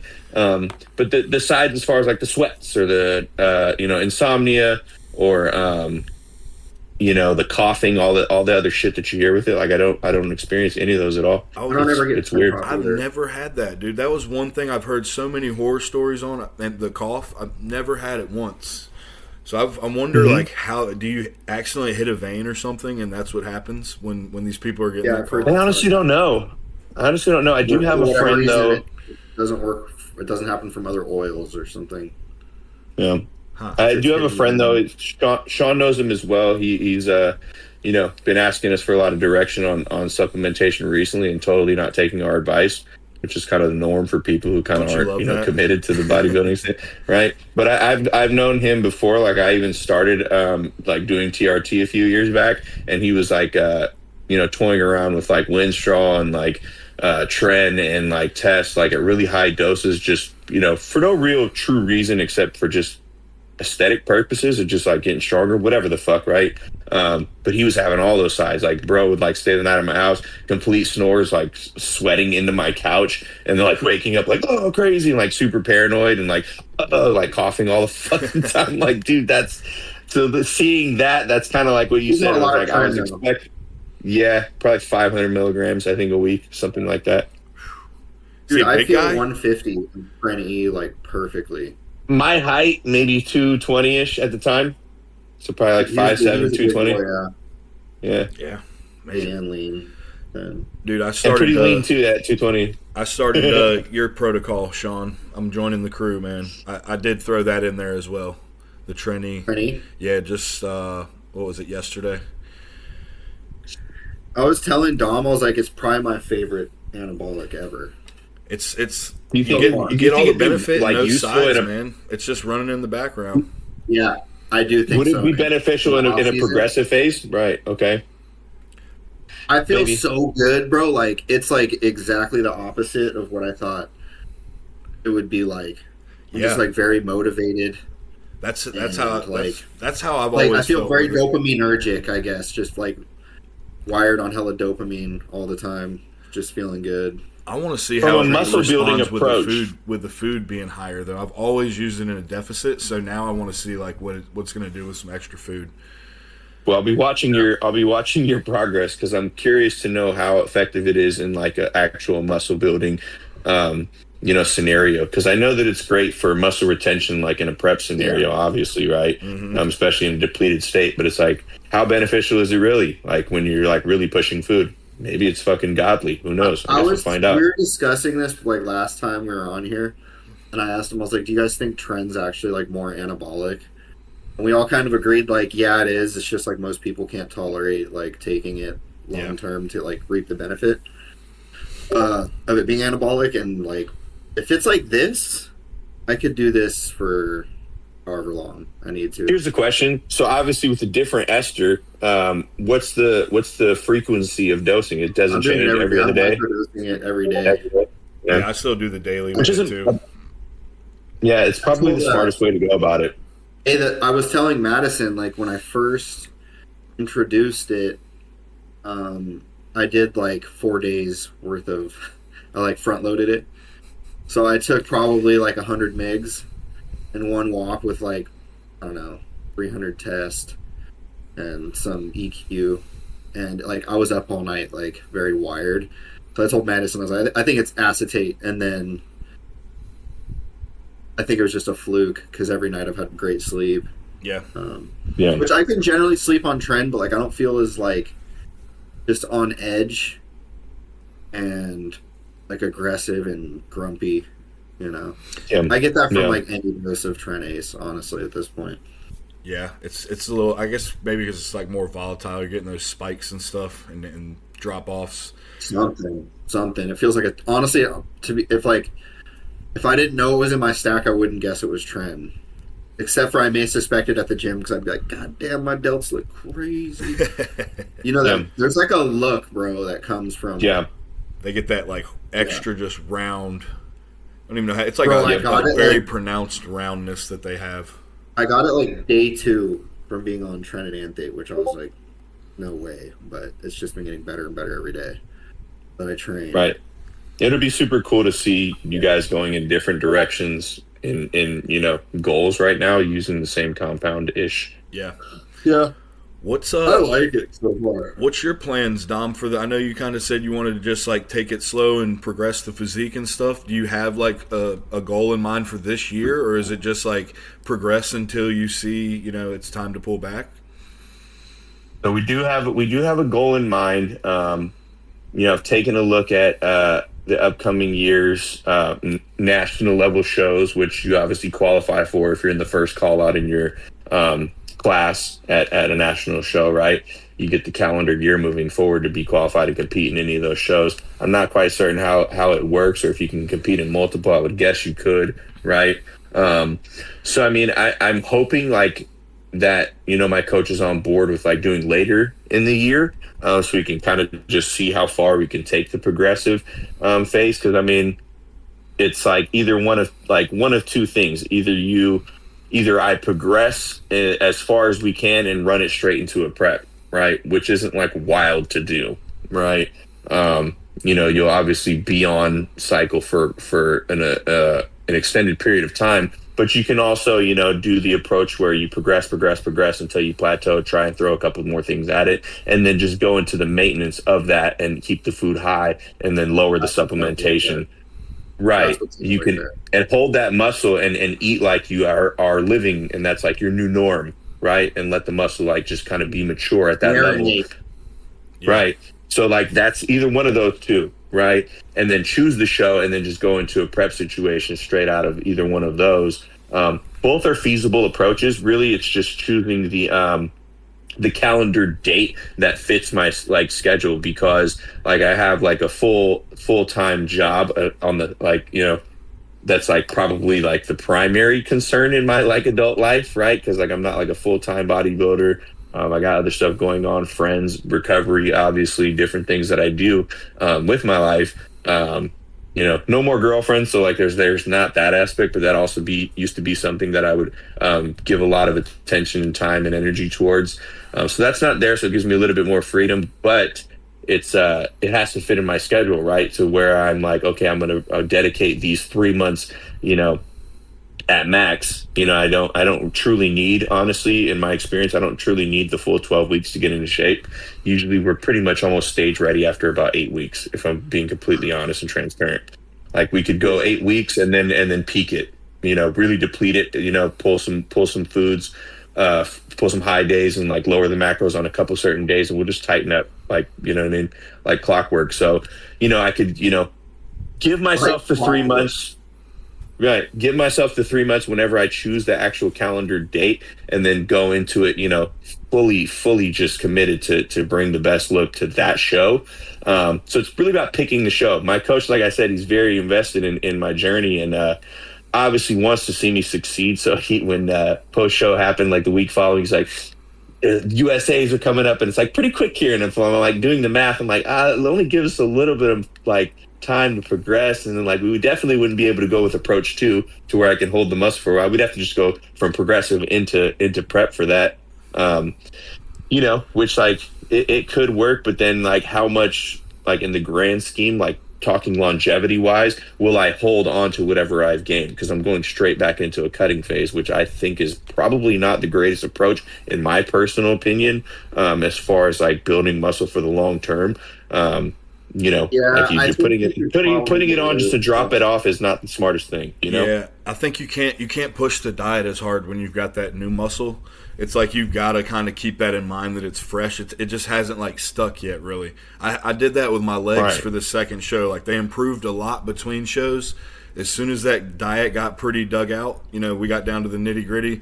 The legs immediately took a hit. So it's like you gotta let it marinate. Stairmaster? No, I did. I did just incline walking and then a little bit of spin bike too. Yeah, these guys swear by fucking hate the spin bike, dude. But yeah. Hate it too. I did mostly for cardio. So here's another thing. Like I didn't have to leverage this much cardio in this prep than I have in previous preps. 20 minutes post workout most days, and then 30 minutes fasted on rest days. God, that was it. That's as far as we took it. That's awesome, man. That's nothing, dude. That's great. Huh? Yeah, and it's like, we didn't have to do that much crazy like cardiovascular work. And like towards the end, the only reason I did stairs was because I would get to walking and I'd have it at like 12, 14 incline, and my heart rate just wasn't getting above 120. I was like, man, fuck this, and I'll just go on the stairs and get it there. Yeah, you got to damn near. Once you get deep in the prep, it's like you're running to get your heart rate up even to 120. Like. Yeah. Hey, tell him when you guys put Clen in, because he like barely took Clen too, I think. Really? I think we started that about like 18 days out. Damn, dude. That's crazy. That's literally insane, bro. So, what did you have any other lipolytics in, or like T3 or anything? Nope. Damn, dude, that's awesome. You probably felt pretty good then all the way through, like for the most part. Yeah, I think I have some T3, and I like took like a quarter of the pill just like during peak weeks because I was feeling like super sluggish, just for like, you know what I mean. Like that, and like the Clen like kind of boosted it up along with like some MOTS-C and like a little bit of SLU just for like some pep, not really just to burn fat. So I can't attribute any of that to like any of the fat loss really, you know what I mean? But the Clen, like as soon as we like put it in, everything just kind of it's like kind of sucked like up like, real quick. Effect too, bro. Yeah, you get a little flush a little bit. You're drier on it. Yeah, dude, so that's I mean, awesome, nothing man. crazy. Yeah, we didn't have to do like weeks of T3 or throw T4 at it, or start with Clen like 4 or 6 weeks out. Like no, probably like around week 3, my coach was like, we can do it or not, like if you want. And then like halfway through the week, I was like, all right, I'll throw it in. Yeah, because honestly, I like just how it feels in prep. Yeah, right. Gives you some pep in your step. I was telling Dom Madison about Helios. Yeah. Right, the injectable version with yohimbine, right? Yeah. I have not tried it, man, but I've heard it's great. I got 3 bottles sitting here. I'm waiting to jump into that. I would imagine it'd give you a little bit of kickstart in the morning, especially if you're. It's like, and it's nice. Especially if you work a day job, and especially if you're doing some sort of manual labor too. Like that's tough, man. Yeah. And like to go. Right, so it's like fucking probably a great thing to implement to get you through your fucking day and actually make you have the motivation to get in the gym. Yeah, I noticed a huge difference in 1 week of doing like cardio in the morning with SLU at a reasonably high dose and SS31 at 2 milligrams a day, but the SLU being at 60 fasted. Are you also taking Mot-C with these protocols? No, I haven't been taking Motzi. So I've done a little bit of research, and I've come to find out that apparently SS31 and Mot-C are very synergistic put together as far as like on a mitochondrial support, level. So Mhm. experiment with that if you will. Even a milligram of MOTS a day with whatever SS31 protocol you're running might get you there later on as you get a little bit more, lower weight and not feeling so great. I've ran them together, and I understand what you're saying, and they are synergistic. I think you can also get away with doing what I'm attempting to do, which is you do one then the other, because the SS31 like builds up the mitochondria, apparently, like rebuilds them, and there's actually a direct effect like in your output and like how you feel from that. It feels like Mot-C, to be honest. And then you can run the Mot-C, which enhances the repaired mitochondria that you just repaired with the SS31. So you're building more with SS31 and then like enhancing them with the Mot-C. And I'm running SS31 because the SLU is high too, and like that kind of I think can be damaging to mitochondrial health. I don't know. With the SLU being high like that? Yeah, just for an extended period. But I mean, I just started it. It's been like a week of doing that, but I noticed. How's your sleep and everything still good with all that in? Great, yeah. Okay. Great. Nice. It's like the most important part. I'm really a fan of this SLU, man. I haven't tried the SS31 or the Mot-C yet, but I'm definitely a huge fan of the SLU. Dude, yeah. I like SLU, SS31, all of them. Honestly, they're all pretty. I think it was Nick Walker was raving about SS31 here recently on one of his videos. He was talking about using that like currently right now for his prep, and just like talking about the energy and the way he felt on it and shit was amazing. Even digging calories low and stuff. So nice. It's nice. Ooh, I just got a message from WWB, which is I know what that is. So our Chinese friends. Yes. So speaking, you brought up Nick Walker, man. I like really kind of like him as a bodybuilder. Like his whole physique, like, is obviously not the most aesthetic thing, but I feel like at some point, like, bro's like just monstrosity, like, deserves to be rewarded in some way, shape, or form. And every time I think about it, I get a little bit sad because I'm like, there's a real possibility that he never really wins anything big beyond when he won what do you call it in the last couple of years. What did he win, Sean? That the prestigious was it the Arnold Classic or it was the Nick? I think he won the He won the Arnold. He won New York last year too. In New York Pro. Yeah. But like, I'd like to see bro like get like top 5 status again at the Olympia, man. He's just like kind of like a people's champ for me. I was gonna say he's like a bodybuilder's bodybuilder, man. Like if you love bodybuilding, then you respect the fuck out of him because it's just like it's so impressive. Like the amount of just mass, like that's like nobody else has done that other than maybe like Kai Green. I think it was like that just pound per square both inch. of those guys are my height, which just blows my mind. Yeah, like Kai and Nick are both like 5'6", 5'7" fucking guys, if not shorter. You know what I mean? I was just thinking about the other day when I first got into lifting. You were like, you mentioned something about steroids, and you're like, "That's Kai Green's cycle." What was that? It was like, oh man, it's a long time. I know what you're talking about too, but I read it somewhere, and then now thinking about it in hindsight, it could just be bullshit. You know what I mean? That somebody wrote. You know what I mean? Because who really knows? It was like something extremely wild, but I mean, who really knows? I don't doubt it. That dude ate 800 grams of protein a day or something like that. Yeah. Yeah, he's a big guy, dude. Kai's physique in his prime was like, doesn't really get much better. Just unfortunately for him, there's a person in this world named Phil Heath. Yeah. You know what I mean? So, like, what are you going to do? Yeah, you can't beat that shape, man. And he had the muscularity, too. But if you, like, if there was a division, like, I don't want to say add another division, but, like, there should be something for, like, the freaks. These guys that are, like, just pounds per square inch are, like, unhuman. Like, it doesn't even make sense. Because, like, Kai Green, Nick Walkers, who else is like that? Like, There's a guy named I Angel mean- something in 212. Angel, Calderon or something like that.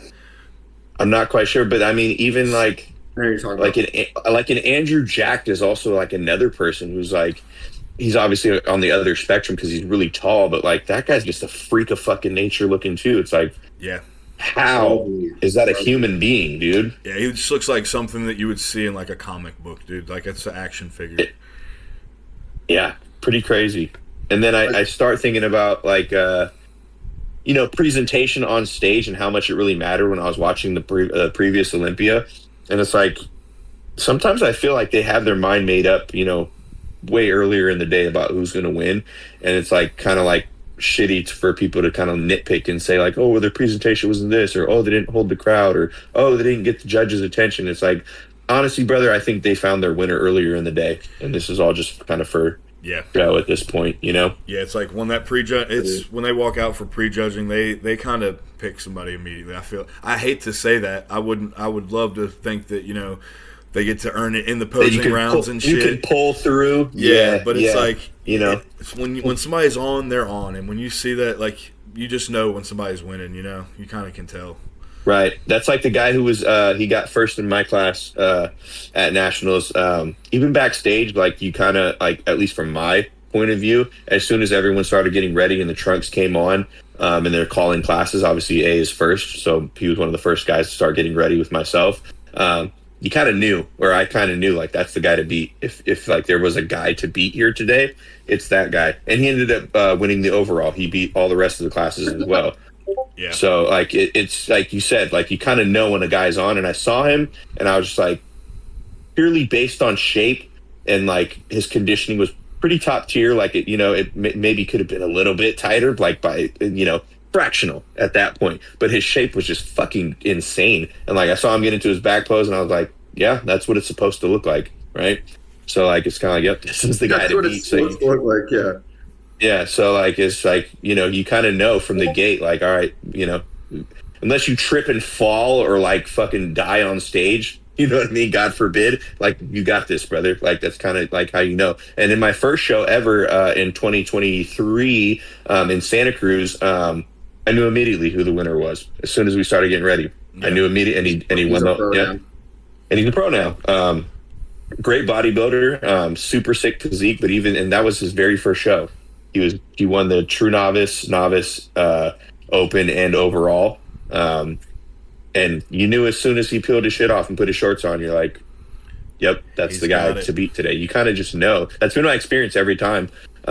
Except for in April, I felt like I was that guy, if I'm honest. In April, I thought kind of like when I was backstage, I was like, I'm the fucking guy today. You know what I mean?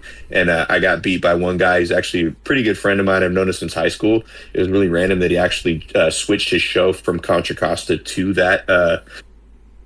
that show, which was a month earlier. And we battled it out for the overall. It was me and him, and they gave it to him. He had a really good aesthetic look.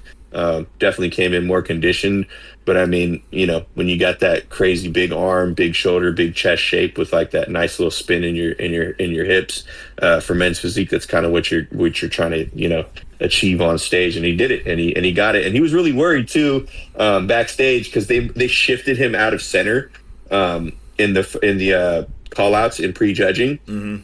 And he was worried. He's like, they moved me out of center. I don't think I got it. And I was like, brother, you got it. I was like, honestly, like, and like we look back at like videos because somebody sent him a video of like the lineup, and I was like, you got it. I was like, these guys aren't beating you. And then he's like, but they moved me out right here. I was like, I'm gonna be real with you. I think they moved you out just to see who 2 and 3 are. That's it. Yeah. And sure enough, when he went back out for finals, he got it. You know what I mean? And then he went against, My first show was like that, man. They moved me from the middle to the side, and I was like, fuck, what happened? Like, I started kind of panicking in my head. And then, you watch the video back, and it was like, oh, wait, they had to get these other guys. They wanted to make a comparison to see the second place. They want to see those guys side by side. You know what I mean? They can't do it if you're in between them. So they, you know what I mean? So they just shift you over one. But when you're on stage, you can't like see it all. So you're just in your head. You're like, oh shit, what did I do wrong? Am I like, do my poses look off? What's going on? start changing shit. Yeah, but it was good though. Like it was such a feel good thing in April. Like I wasn't like bitter about it. I was like, today was your day, because he came up to me after and he's like, man, I thought you had me, and I was like, man, this was your show, and it was good because his family was there, and he's been competing for a long time. Took a long time off, had some personal stuff going on. He actually had a really cool meal prep business.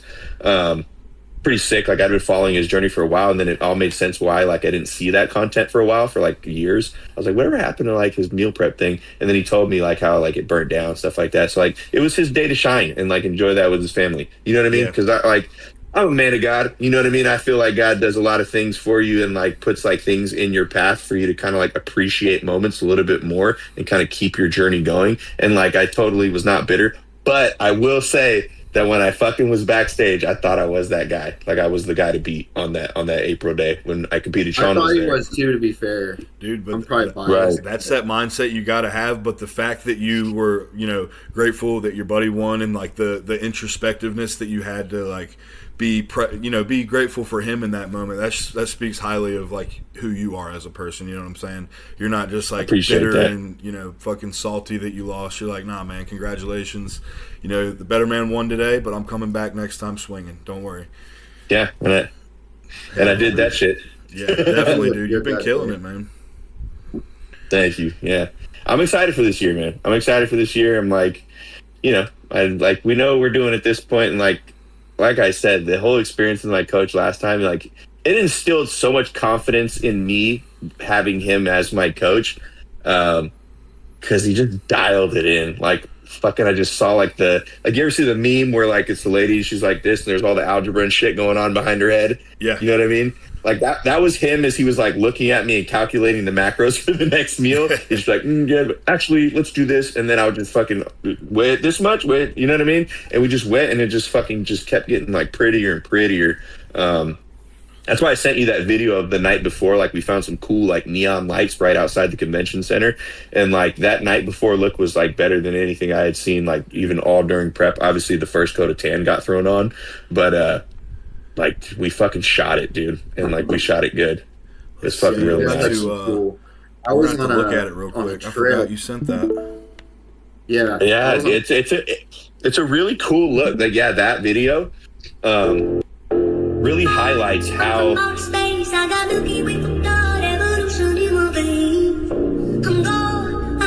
it doesn't really get much better than that as far as conditioning goes. Yeah. You could just see, like, if you replay it without the sound, it's obviously not full screen and like a little bit washed out because of the quality. But like when you see me get into the front pose right there, like that's what it's supposed to look like. That's the conditioning you kind of want to achieve, like underneath my ribs and underneath the pectoral muscles. Everything was good. There's no more back fat. Like you can just see on the lower back, the glutes connecting, everything. I was like, let's fucking go. Like, we brought our best package no matter what happens. Like we can bring the best possible conditioning that we have. And like that instilled a lot of confidence in me moving forward. Right. So like I said, progress as fucking hard as we want. You know what I mean? Because like I literally had surgery and was like pretty fucking high body fat, like even in between shows at some point. Right. So it's like, it's not hard for me to get there, bro. Like 8 weeks. Give me 8 weeks. Like we'll get somewhere close to there, and then we can dial it in. So if that's the experience, right in 2 weeks right now. I'm just kidding. I got this, bro. I'm doing fucking faster cardio every day. Go straight into it. Yeah. So I'm really excited for what this year holds, and also like a healthy amount of I guess for lack of better words, anxiety, just because I know the next step is like, the big leagues, and like you got to compete with, the elites of the sport. Like, then you're stepping on stage with one of the pros recently said like all the amateurs turning pro right now are fucking cooked from the rip. Like, yes. I was telling you, I was watching a Ben Quill live. He was doing his, that, right? Yeah, it was a Ben Quill live. Ben Quill is cool. He's one of my favorite guys to follow. His content, his journey. He's a great poser. I think he's top 10 in the world in my opinion. But he was saying how it's really unfortunate for all the rookies in the sport this year because all the elites are pretty fucking hungry, right? And he's not lying because like it's they're already like so farly progressed their physiques Dude, I'll take right. that to It's pro. like you're not going to achieve that in your rookie year. You'd be lucky to get, it would be really surprising if some of these rookies even got first call outs in any of these shows.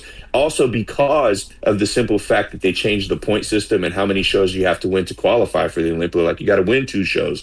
You got to win 2, or you have to win a prestigious show, or you have to have some sort of points placement.